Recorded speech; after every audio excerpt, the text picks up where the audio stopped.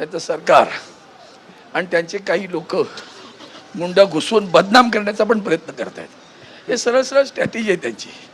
खिळे लावलेले पट्टे बेल्ट दांडे कुठं आले, विदाऊट युनिफॉर्मचे पोलीस कुठून आले, महिलांना ज्या पद्धतीनं पुरुष पोलिसांनी मारलं, ठीक आहे, कशाचं होतं काय ते लोकशाही मानतात काय, सोडून द्या. त्या व्यतिरिक्त सावंत साहेब, नेमकं बैठकीत काय झालं? इंडिया अलायन्सची बैठक होती. बैठकीत काहीच नाही, बैठकीत हेच ठरलं की इकडे जायचं आहे आपल्याला, काय चलो ओके.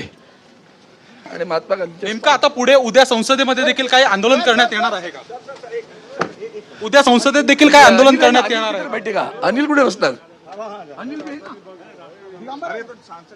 अनिल कुठे आहे?